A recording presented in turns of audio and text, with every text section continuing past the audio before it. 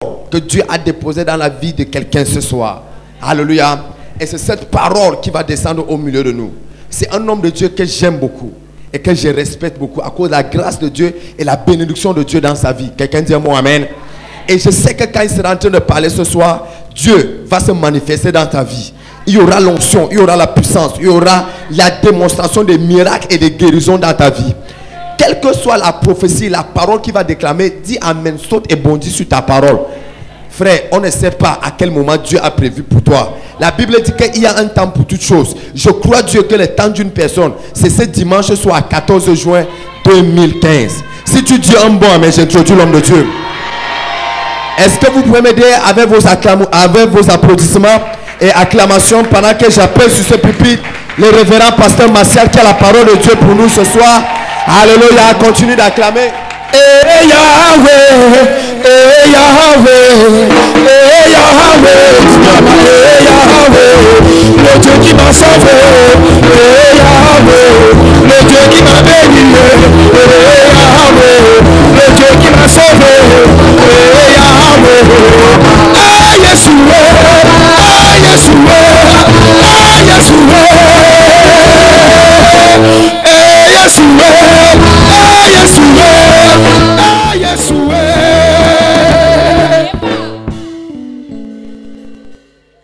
Père, je te glorifie, je te rends grâce pour le choix que tu as porté sur moi ce soir. Merci parce que toi, tu vas parler à ton peuple. Que je disparaisse et que tu apparaisses. Que toute parole qui va sortir de ma bouche, ô Père éternel, vienne de toi. Seigneur, je te donne la première place, que je diminue et que toi tu croisses. Que ce peuple soit béni à cause de toi. Au nom puissant de Jésus. Quelqu'un dit Amen. Quelqu'un dit Amen. Quelqu'un dit Amen. La Bible dit que Jésus était couché dans la barque. Entre-temps, il y a eu une tempête. Il dormait et les disciples avaient peur. Et à un moment donné, ils ont cru que la barque allait chavirer. Je suis venu dire à quelqu'un ce soir, le silence de Dieu dans ton problème ne signifie pas son absence dans ton problème. La Bible dit que lorsqu'il s'est réveillé, il s'est tenu debout sur la barque et il a calmé la tempête.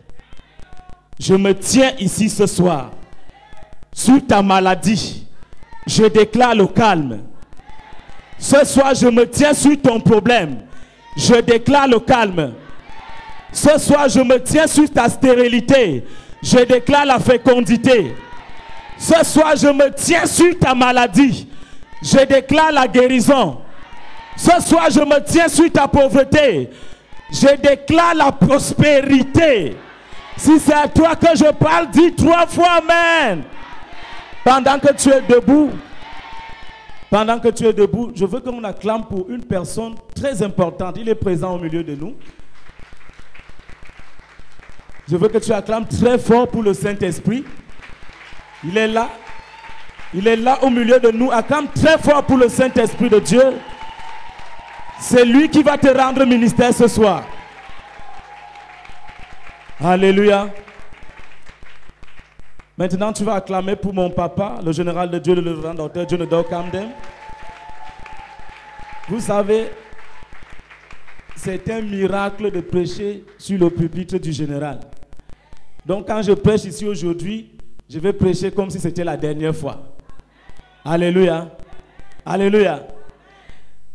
Je voudrais qu'on acclame pour lui et qu'on acclame également pour mon pasteur résident, le révérend prophète Dayar Akam.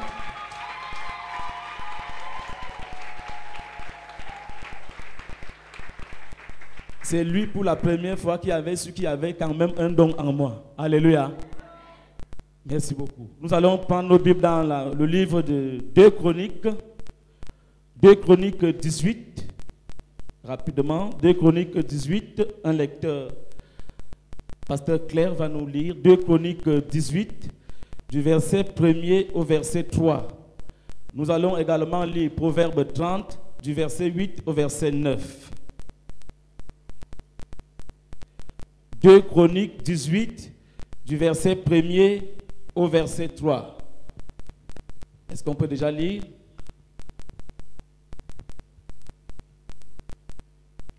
Deux Chroniques, chapitre 18, du premier verset au troisième verset. Je lis au nom de Jésus-Christ. Josaphat eut en abondance des richesses et de la gloire, et il s'allia par mariage à Akab. Au bout de quelques années, il descendit auprès d'Akab à Samarie, et Akab tua pour lui et pour le peuple qui était avec lui un grand nombre de brebis et de bœufs. Et il le sollicita de monter à Ramoth en Galade.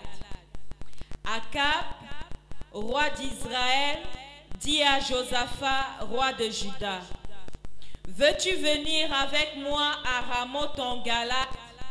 Josaphat lui répondit, « Moi comme toi et mon peuple comme ton peuple, nous irons l'attaquer avec toi. » Amen.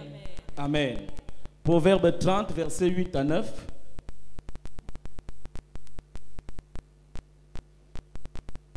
Proverbe chapitre 30, du verset 8 au verset 9. Éloigne de moi la fausseté et la parole mensongère. Ne me donne ni pauvreté ni richesse. Accorde-moi le pain qui m'est nécessaire.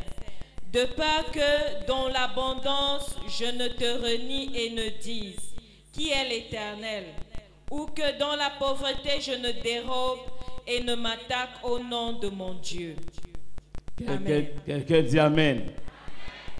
Ce soir, pendant que je préparais ce message, le Seigneur m'a demandé de vous dire quelque chose.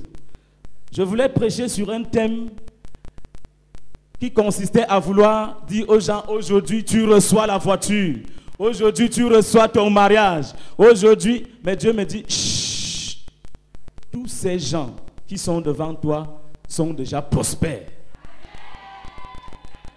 La chose que tu dois faire ce soir, c'est de leur apprendre comment gérer cette prospérité. Quelqu'un ne m'a pas bien compris. Dieu m'a dit de te dire que tu es prospère. Et la chose que je dois t'apprendre ce soir, c'est comment gérer cette prospérité. Quelqu'un dit Amen. Dieu m'a dit que les gens qui sont devant toi ont des voitures. Les gens qui sont devant toi sont mariés. Les gens qui sont devant toi sont en bonne santé. Mais apprends-leur à gérer l'immensité de leur richesse. Quelqu'un dit Amen. Bien-aimés dans le Seigneur, vous devez comprendre une chose. C'est que la prospérité est bonne. Alléluia. Nous sommes dans le mois de juin et c'est le 14 aujourd'hui. La prospérité est bonne. Quand tu vas sortir d'ici, retiens que la prospérité est bonne. Alléluia. La prospérité est bonne dans la mesure où elle est différente de la pauvreté. Elle est plus bonne, mieux même que la pauvreté. Alléluia. D'ailleurs, c'est le désir de Dieu de voir ses enfants prospérer. Tout le plan de Dieu, dans son grand plan qu'il avait avec l'humanité, c'est de voir les enfants de Dieu prospérer. Alléluia. Les enfants de Dieu sont ceux-là qui méritent et qui doivent être prospères. D'ailleurs, la Bible dit dans le livre de 3 Jean 1 verset 2, la Bible dit, je souhaite que tu prospères comme prospère l'état de ton âme. Alléluia. Donc c'est un désir pour Dieu de voir ses enfants prospérer. C'est un plaisir même pour Dieu de voir ses enfants prospérer. Il n'y a pas de mal pour Dieu de voir son enfant prospérer. Et ce soir, comme il m'a dit que tous ces gens qui sont devant toi sont prospères. J'établis cette parole dans ta vie au nom puissant de Jésus. J'ai dit que j'établis cette parole dans ta vie au nom de Jésus. Toute personne au son de ma voix qui avait encore l'idée qu'il n'est pas prospère, à partir de ce soir, rentre en sachant que tu es prospère. Je dis, Dieu dit que tu es prospère. Dieu dit que tu es prospère. Alléluia. Le désir de Dieu donc est de voir ses enfants prospérer. Maintenant, Comment se fait-il que, dans son désir de voir les enfants prospérer, un homme puisse se lever et déclarer que ne me donne ni richesse ni pauvreté?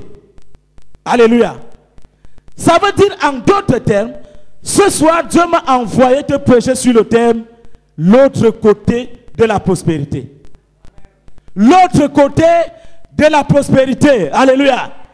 C'est facile de voir la paume de main, mais il est difficile de voir le revers de la main.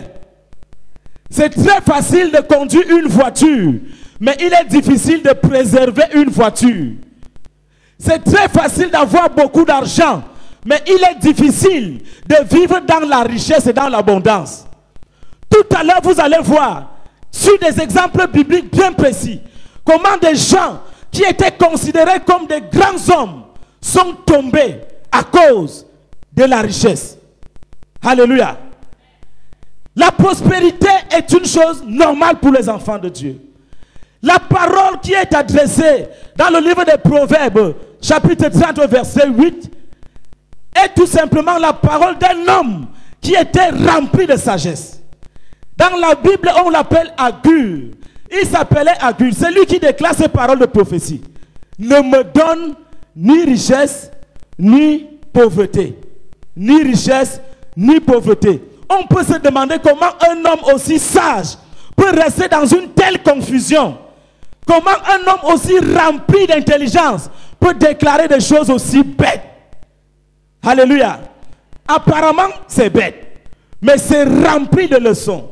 C'est rempli des enseignements. Alléluia. La réponse à la question d'Agur.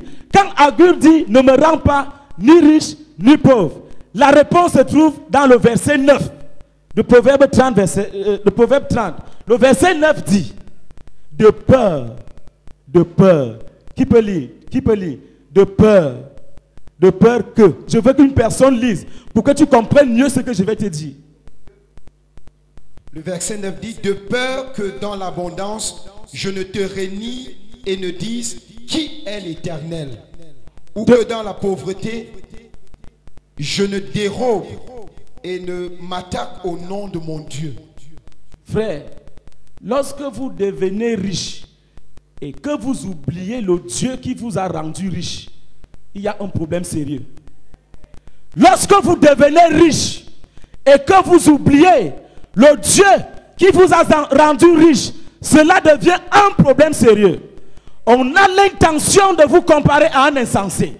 On a l'intention de dire que vous ne savez pas exactement ce que vous voulez dans votre vie. Alléluia. La lecture biblique que nous venons de faire aujourd'hui, dans le livre de 2 Chroniques 11, 2 Chroniques 18, du verset 1er au verset 3, nous donne énormément des enseignements. Alléluia. Un homme appelé Josaphat, le fils d'Asa. Vous savez, Asa, c'est ce roi qui a refusé de se soigner, de consulter l'Éternel lorsqu'il était malade. Il craignait Dieu, mais lorsqu'il a eu le mal des pieds, Asa était incapable. La Bible dit qu'il mourut dans cette maladie sans consulter l'Éternel. Je prie que la prospérité qui va t'éloigner de Dieu ne t'arrive pas. Ma prière, c'est que la prospérité qui va t'éloigner de Dieu ne t'arrive pas. Quelqu'un dit Amen. Asa craignait Dieu, mais Asa avait refusé de se soigner en invoquant le nom de l'Éternel. Lorsqu'il mourut, il confia la royauté, n'est-ce pas, à son fils, qui s'appelait Josaphat. Quelqu'un dit Josaphat. Josaphat est arrivé au pouvoir de telle sorte qu'il n'avait pas travaillé pour avoir ses richesses. Mais fions-nous à tout ce qu'on nous accorde par grâce. Et je suis convaincu que tout ce que nous recevons dans la présence de Dieu, c'est par grâce. Lorsque tu reçois quelque chose par grâce, il faut savoir comment gérer cette chose. Quelqu'un dit Amen. Josaphat accède au trône par grâce. Il accède aux richesses par grâce. Il accède à la popularité par grâce. Il accède à l'argent par grâce. Il n'avait rien travaillé, mais il accède. Alléluia. Qu'est-ce qui se passe? La Bible dit que Josaphat, lorsqu'il a reçu toutes ses richesses, dans le livre de 2 Chroniques 18, verset 1er, la Bible dit qu'il s'allia à Akab. il s'allia à Akab. Voici quelqu'un qui n'a pas appris à gérer les richesses. Voici quelqu'un qui n'a pas appris à gérer la prospérité selon Dieu. Voici quelqu'un à qui Dieu a tout donné, mais il s'allie à Akab. Josaphat. D'où te sort l'intention de s'allier à Akab? Est-ce que tu ignores ce que cet homme est? La Bible dit que Josaphat craignait Dieu. La Bible dit qu'Akab était un roi méchant qui ne craignait pas l'Éternel. Josaphat craignait Dieu. Pendant qu'il n'était pas dans la richesse, il ne s'alliait pas à Akab. Mais pendant qu'il est entré dans la richesse, il s'est allié à Akab. Méfiez-vous aux relations que vous tissez quand Dieu vous bénit. Méfiez-vous aux gens à qui vous vous alliez quand Dieu vous bénit. Je te sépare de toute mauvaise relation au nom de Jésus. Pendant que tu montes sur l'escalier de la prospérité, je te sépare de toute mauvaise relation au nom puissant de Jésus. La Bible dit que la richesse attire les amis. Alléluia. La richesse attire les amis. Ça veut dire que lorsque tu es riche, il y a des gens qui viennent vers toi. Parfois, c'est la foule qui vient vers toi. Et dans la foule, il y a des croyants, il y a des incroyants, il y a des soi-disant croyants. Il y a trois types de personnes qui sont tout autour de toi. Lorsque Dieu t'a déjà béni, pendant que tu montes sur l'échelle, l'escalier de la richesse, je te sépare de toute mauvaise relation. Je dis, je te sépare de toute mauvaise relation. Josaphat s'est allié à Akab. La Bible dit que si ce n'était même pas la miséricorde de Dieu, Josaphat allait mourir sur le terrain de combat. Lorsque nous lisons 2 Chroniques 11, au verset 31, voici ce que la Bible dit. 2 Chroniques 18 au verset 31. Quelqu'un pour lire 2 Chroniques 18 au verset 31. Je lis au nom de Jésus. La Bible dit, écoutez très bien. Quand les chefs des chars aperçurent Josaphat, ils dirent, c'est le roi d'Israël. Et ils l'entouraient pour l'attaquer. Josaphat poussa un cri, et l'Éternel le secourut, et Dieu les écarta de lui. Alléluia. Josaphat poussa un cri, et Dieu les écarta de lui. Pourquoi? Parce qu'il a fait une mauvaise association après qu'il soit devenu riche. Frère, quand Dieu te bénit, il ne s'agit pas de quitter sa présence. Quand Dieu te bénit, il ne s'agit pas de s'allier aux gens qui ne craignent pas Dieu. Pendant que tu es prospère, ne t'allie pas aux gens qui ne craignent pas Dieu. Pendant que tu es prospère, ne t'allie pas aux gens qui insultent ton Dieu. Pendant que tu es prospère, ne t'allie pas aux gens qui font des choses bizarres avec l'argent que Dieu leur a donné. Que se passe-t-il pendant qu'un frère est béni? Josaphat est ce genre de frère. Lorsqu'il était dans la pauvreté, il craignait Dieu. Lorsqu'il voulait quelque chose, il était toujours à l'église. Quand le travail n'était pas là, Josaphat était à l'église. Quand il n'était pas marié, Josaphat était à l'église. Quand il n'avait pas de voiture, Josaphat était à l'église. Mais lorsque tout ça est arrivé, Josaphat a commencé à s'écarter de l'église. L'autre côté de la prospérité. L'autre côté de la prospérité. Frère, est-ce qu'on n'a pas vu des frères que lorsqu'ils sont déjà bénis, la première des choses, c'est qu'ils renouent avec les boîtes de nuit. La première des choses, c'est qu'ils renouent avec les mondanités. Parce que Dieu t'a béni. La richesse de Dieu ne se gère pas de cette façon. La prospérité de Dieu se gère pour l'avancement de son royaume. Toute personne que Dieu a bénie et qui s'est écarté de Dieu, il a pris la richesse de Dieu, il a commencé à aller dans les boîtes de nuit. Je te ramène dans la maison de Dieu. Je te ramène dans la maison de Dieu. Au nom puissant de Jésus. Il y a beaucoup d'exemples comme ça. La deuxième personne, c'est monsieur David. Quelqu'un dit le roi David. Quelqu'un dit le roi David. Quelqu'un dit le roi David. Vous savez, David, lorsque nous lisons le psaume 140, 141, 142, nous nous rendons compte que David a passé son temps à ce moment à invoquer le nom de Dieu pour que Dieu le protège. Alléluia. Il fuyait de caverne en caverne. Il fuyait ses ennemis. Il allait de caverne en caverne. Je vous le dis, cet homme était rempli d'une onction particulière. Lorsqu'il priait, Dieu descendait. Lorsqu'il priait, Dieu descendait. David n'avait pas encore reçu la couronne. Mais le jour qu'on a intronisé David, il a reçu la couronne. Quelqu'un dit amen.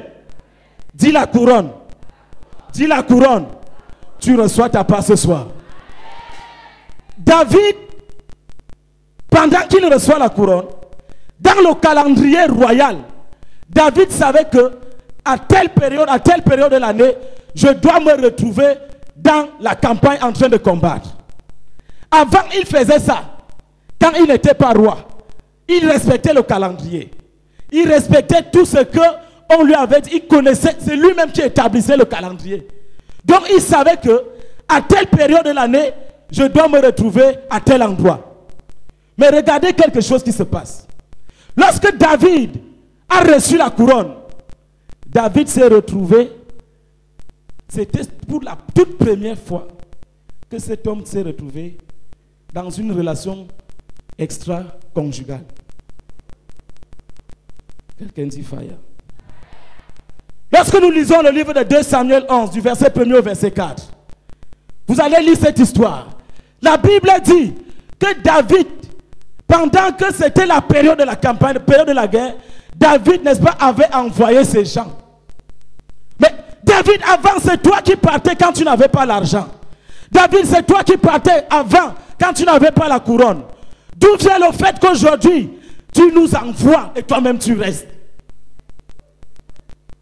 Qu'est-ce que tu restes faire dans la royauté alors que c'est le moment d'aller combattre?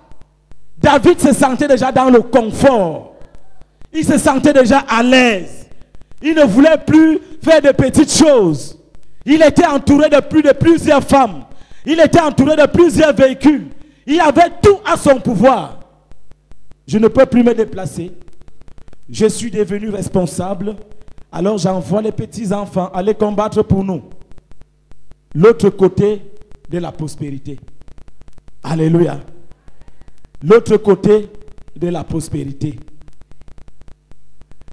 Et qu'est-ce que la Bible dit? La Bible dit que pendant que les autres étaient dans la guerre, David un soir est sorti et il a commencé à se balader sur la toiture royale. Tu ne te balades même pas au balcon, mais tu te balades sur la toiture royale. La suprématie. Il se croyait tout permis. Il faisait déjà tout ce qu'il voulait à cause de la richesse. Alléluia. La Bible dit que pendant qu'il était sur la toiture royale, il vit une femme qui se baignait. Frère, quand Dieu te bénit, quand Dieu t'élève, qu'est-ce que tu vois? Demande à ton voisin, qu'est-ce que tu vois quand Dieu t'élève? Qu'est-ce que tu vois quand Dieu t'élève? David, lui, a vu une femme qui se baignait. La femme était sale, elle était en train de se nettoyer. David a vu cette femme qui se nettoyait. Qu'est-ce que tes yeux voient quand tu es déjà prospère? Touche ton voisin, demande-lui ce que ses yeux voient. Avec tout l'argent que tu as déjà là, parce que Dieu m'a dit que vous êtes déjà tous prospères. Mais maintenant, qu'est-ce que tu vois pendant que tu es déjà prospère? Frère, David avait vu une femme qui était nue. Voilà quelqu'un qui devait se retrouver en guerre parce qu'il est roi, parce qu'il est chef de guerre. Il devait se retrouver avec ses gens. Mais David s'est retrouvé seul dans un congé de débauche. Il s'est retrouvé dans un congé de débauche. L'autre côté de la prospérité. Frère, lorsque Dieu te bénit, ce n'est pas pour la débauche. La femme se lavait, elle enlevait sa saleté. Mais David a vu que malgré que tu t'es nettoyé, je vais encore te souiller. Qui te souille lorsque tu t'es déjà, lorsque Dieu t'a déjà enrichi, lorsque Dieu t'a béni quand tu pleurais devant sa face, après quelqu'un te voit, qui te souille après que Dieu t'ait lavé? Qui te souille? La prospérité de Dieu n'est pas pour la débauche. La prospérité de Dieu n'est pas pour la vantardise. La prospérité de Dieu n'est pas pour que tu sois acclamé. Mais la prospérité de Dieu, c'est pour avancer son royaume.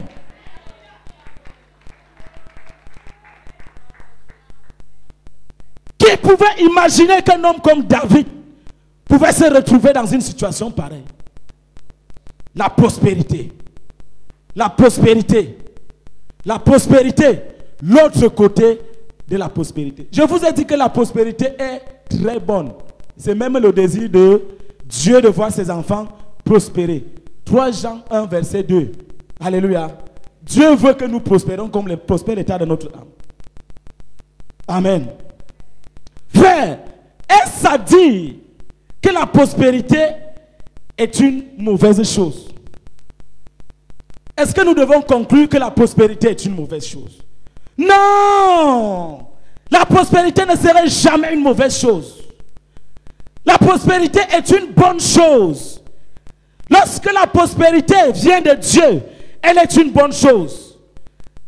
La simple attitude que nous devons adopter, c'est que nous devons nous comporter comme nos pères de la foi, comme Abraham. Le modèle d'Abraham, le modèle d'Isaac vous a été enseigné ici. Comment est-ce que Abraham s'est comporté dans la prospérité? Comment est-ce que Isaac s'est comporté dans la prospérité? Comment est-ce que Jacob s'est comporté dans la prospérité? Alléluia. N'oubliez pas que Dieu vous a dit ce soir que vous êtes déjà prospère. La première des choses, la première attitude que vous devez avoir lorsque Dieu vous bénit est celle-ci. Notez bien.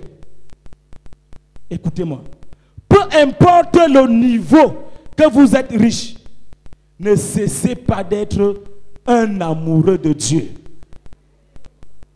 Peu importe le niveau où vous êtes riche, ne cessez pas d'être un amoureux de Dieu.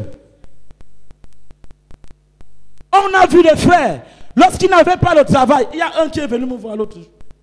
Depuis que tu es où tu te cherches? Il était venu, il avait déjà fait plus de 7 ans. Il n'avait même rien. Mais avec les prières, Dieu l'a quand même ouvert une petite porte. Mais depuis que Dieu a ouvert une petite porte, c'est moi qui l'appelais maintenant chaque jour. Comment ça va? Bon, ça va, le travail. Lorsque Dieu te bénit, ce n'est pas pour te séparer de la communion fraternelle. Lorsque Dieu te bénit, c'est pour que davantage tu continues à l'aimer. C'est pour son amour qui t'a béni. Il ne t'a pas béni pour tes sensations. Il ne t'a pas béni pour tes beaux regards. Il t'a béni pour son royaume. Alléluia. Je sens que je suis en train de délivrer quelqu'un. La deuxième chose que vous devez faire, lorsque Dieu vous rend prospère, c'est que votre richesse a un but. Dis à ton voisin, ma richesse a un but. Ma prospérité a un but. Quel est le but de ta prospérité lorsque Dieu te bénit? Le but de ta prospérité, c'est pour l'avancement du royaume de Dieu. C'est pour que lorsque Dieu te bénit, à l'église tu regardes. S'il y a quelque chose que tu dois faire, tu fais. S'il y a quelque chose que tu dois acheter, tu achètes. S'il y a un frère que tu dois bénir, tu le bénis. Alléluia. Ta prospérité, ce n'est pas pour que tu retrouves les Akab. Ce n'est pas pour que tu retrouves les Jézabel. Mais c'est pour que le royaume de Dieu avance. Alléluia. Ce soir, je suis venu dire à quelqu'un que Dieu ne peut pas donner une voiture à quelqu'un qui va utiliser cette voiture pour séduire les jeunes filles innocentes, pour les souiller. C'est la raison pour laquelle beaucoup d'enfants de Dieu, des choses tardent à venir. Pourquoi? Parce que lorsque Dieu regarde, il se dit, maintenant mon fils, ce n'est pas encore le temps. Tu ne peux pas gérer cette prospérité. La prospérité selon Dieu est l'abondance.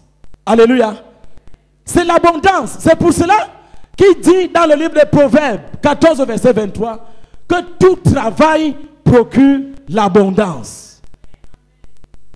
Donc quand Dieu te donne un travail, c'est-à-dire quand tu vends le piment au bord de la route là, ne néglige pas.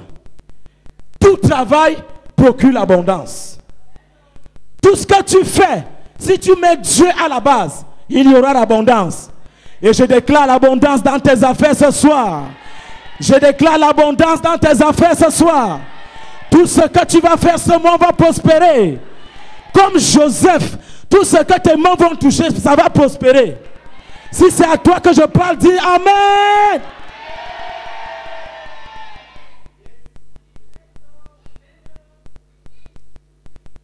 Vous savez, je suis convaincu d'une chose. C'est que Dieu vient de libérer quelqu'un. Dieu vient de libérer quelqu'un. Si Dieu nous rend prospères, je suis en train de finir. Alléluia. Je suis en train de finir. Si Dieu nous rend prospères, ce n'est pas pour la débauche. Si Dieu nous rend prospères, ce n'est pas pour la vantardise. Si Dieu nous rend prospères, ce n'est pas pour narguer les autres. Si Dieu nous rend prospères, ce n'est pas pour abandonner l'église et s'allier aux gens qui n'honorent pas Dieu. Si Dieu nous rend prospères, ce n'est pas pour rentrer dans les boîtes de nuit. Si Dieu nous rend prospères, ce n'est pas pour rentrer dans les bars, pour recommencer à boire parce qu'on a déjà assez d'argent. Souvenez-vous, Akab a raté sa vie. Akab a failli mourir à cause d'une telle mauvaise association. Évite de tomber dans le piège d'Akab, de tomber dans le piège de Josaphat. Évite de tomber dans le piège de David. David s'est retrouvé dans une soirée de débauche. Parce il était déjà riche, il se sentait déjà capable de tout, il était déjà dans le confort. Ne vous sentez jamais dans le confort avec Dieu. Jamais. Jamais. Je vous ai dit, Dieu m'a dit, dis-leur qu'ils sont déjà prospères. Mais enseigne-leur cette petite chose. Alléluia. Alléluia. Lève-toi, nous allons prier.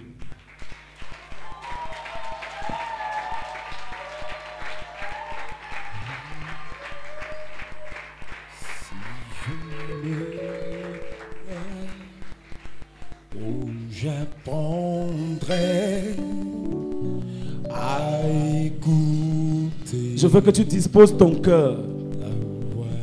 Dispose très bien ton cœur, parce que la quantité de richesse que Dieu t'a déjà donnée nécessite impérativement une attitude, un comportement et un abandon total à lui pour que la gestion soit parfaite. Ne sois pas comme Josaphat qui s'est allié à Akab. Ne sois pas comme David qui s'est retrouvé dans une soirée de débauche à cause de la richesse, à cause du confort. C'est ce que Agur voulait nous dire. Il ne voulait pas nous dire que la richesse est mauvaise, mais Agur voulait nous dire qu'il faut équilibrer les choses, qu'il faut abandonner tout entre les mains de Dieu. Quand Dieu te bénit, frère, ce n'est pas pour faire du n'importe quoi. Élève tes mains vers le ciel. Commence à prier. Commence à dire à Dieu, Seigneur, je sais que tu m'as déjà béni.